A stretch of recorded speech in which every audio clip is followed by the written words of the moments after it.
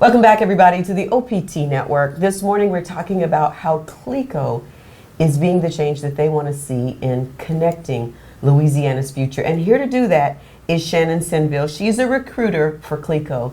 Shannon, good morning and welcome. Good morning. Thank you for having me. Absolutely. So CLECO is really on the front lines of not only connecting people with power, but connecting opportunities. And that's what we're talking about today. Tell us about the partnership that CLECO and CLTCC combined to make a difference in our communities. Absolutely. So what we've seen happen is a lot of students graduate from high school. They're either on a college path or they're on what we call the Jumpstart path, where they want to come directly out of high school and go to work. Sometimes it takes a little bit of specialized training. Students were at one point leaving the central Louisiana area to go get that specialized training. And that's not necessary. We have a powerhouse in CLTCC, and we have partnered with them not only monetarily, but also with our resources physically, with the people that we have in our company, to kind of get a skilled workforce together for us to have a pipeline not only coming to CLECO, but Royal Martin, Boise Cascade, Procter & Gamble. It's going to benefit everyone. If we catch these students right as they're leaving high school, get them skilled up with the things necessary to work in an industry, and keep them here at home.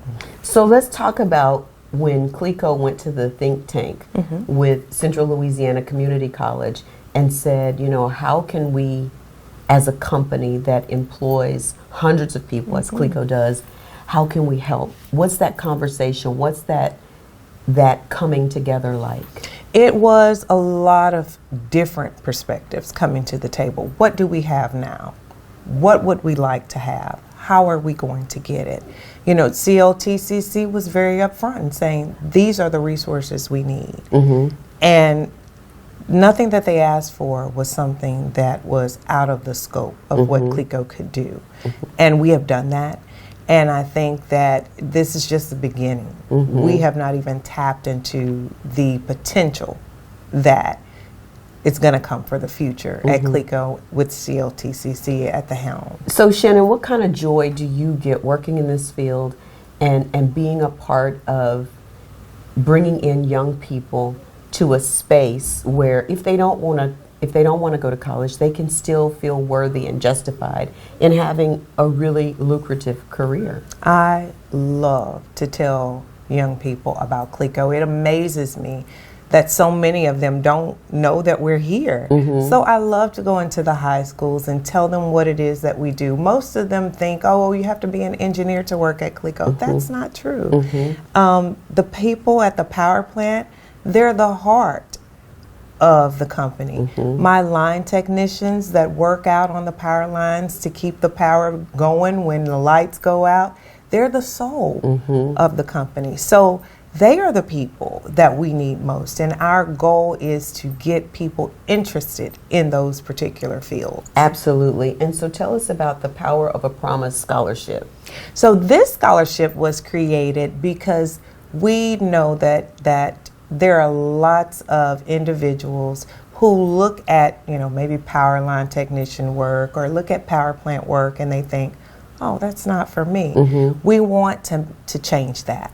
We want more diverse applicants to be interested in those roles, more minorities, more females, non-traditional roles. You know, you think of a young lady working up on the power line. I would love to see a young lady up there working her butt off, getting the power back on. Absolutely. And they're probably going to be far more meticulous than our male counterparts, even though men do it well and have typically done it. Are we seeing any women move into power line jobs? Oh, absolutely. We had one that recently was with us in our St. Tammany area, and they will tell you she outworked the men. They loved working on the crew with her because she was good. And that was just the bottom line. She was good. Wow. So it's a move to bring more women and more minorities into this field. And what will the scholarship do in terms of helping those kids? And dollar-wise, you guys have given somewhere over $1 million. We've given $1 million to the school itself, but the diversity scholarship is going to be a full paid tuition scholarship, all books, all materials, a monthly stipend, because we understand that sometimes, you may have to get gas to come from a rural area up to central Louisiana. Okay, we'll cover that for you. You need to eat while you're here. Don't worry about that. We want to take care of anything that will make you successful. What is it that you need? Okay, we got it. Wow. And so how will people qualify for the scholarship? The qualifications are that you have to have a 2.7 grade point average. Okay.